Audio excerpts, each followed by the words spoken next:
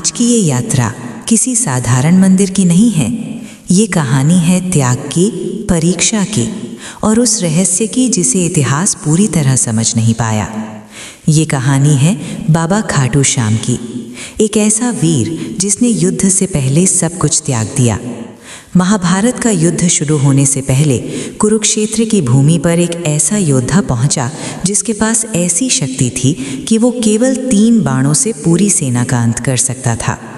उस वीर का नाम था बर्बरीक, भीमपुत्र घटोत्कच का पुत्र। बर्बरीक ने अपनी माँ से प्रतिज्ञा ली थी, मैं सदैव उसी पक्ष से युद्ध करूंगा जो हार रहा होगा। यही वचन आगे चलकर इतिहास की दिशा बदलने वाला था। जब श्री कृष्ण को यह ज्ञात हुआ कि यदि बर्बरीक युद्ध में उतरा तो धर्म और अधर्म का संतुलन टूट जाएगा, तो वे स्वयं एक साधारण ब्राह्मण के वेश में उसके सामने आए। कृष्ण ने उसकी शक्ति परखने के लिए उससे कहा, यदि तुम इतने समर्थ हो तो इस वृक्ष के सभी पत्तों को एक ही बाण से भेद कर दिखाओ। बर्बरीक का बाण चला और हर पत्ता भेदता चला गया, पर एक पत्ता बच गया जो स्वयं श्री कृष्ण ने अपने चरणों के नीचे दबा रखा था। बाण लौटकर उनके चरणों के पास रुक गया। उस क्षण कृष्ण समझ गए ये कोई साधारण योद्धा नहीं है। तभी श्री कृष्ण ने उससे दान मांगा। बर्बरीक ने बिना रुके कहा, जो भी मांगेंगे वो अर्पित है। और तभी श्री कृष्ण ने कहा, मुझे तुम्हारा शीश चाहिए। क्षण भर का मौन, लेकिन कोई भय नहीं। बर्बरीक मुस्कुराया और बोला, यदि ये धर्म के लिए है तो स्वीकार है। कृष्ण ने उसे वरदान दिया कि वो युद्ध भूमि से महाभारत का संपूर्ण युद्ध देखेगा और कलयुग में हारे का सहारा बनकर पूजे जाएगा। यहीं से जन्म हुआ श्याम का। सदियां बीत गईं और राजस्थान के सीकर जिले में खाटू नामक गांव में एक विचित्र घटना घटी।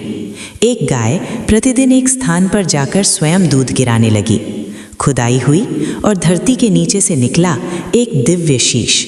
कहते हैं उसी रात वहाँ के शासक को स्वप्न में आदेश मिला, ये मेरा स्थान है, यहाँ मेरा मंदिर बनाओ।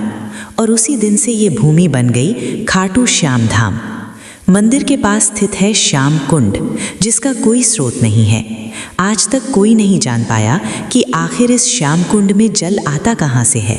ना कोई नदी, ना कोई नाला, फिर भी कुंड कभी सूखता नहीं। श्रद्धालु मानते हैं ये जल नहीं, बाबा की कृपा है। यहाँ आने वाले लोग बताते हैं किसी को नौकरी मिली, किसी को संतान सुख, तो कोई मृत्यु के मुख से लौट आया। कुछ कहते हैं उन्होंने दिव्य प्रकाश देखा, कुछ को शरीर में कंपन महसूस हुआ। फाल्गुन मास में जब निशान यात्रा निकलती है तो पूरा रास्ता जय श्री श्याम के जयकारों से गूंज उठता है।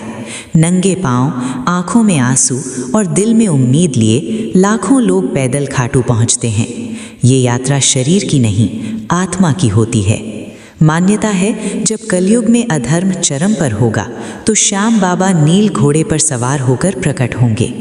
अगर आपको ये वीडियो पसंद आई हो तो वीडियो को लाइक करें, कमेंट में जय श्री श्याम लिखें और ऐसी ही भक्ति वीडियो के लिए चैनल को सब्सक्राइब करें।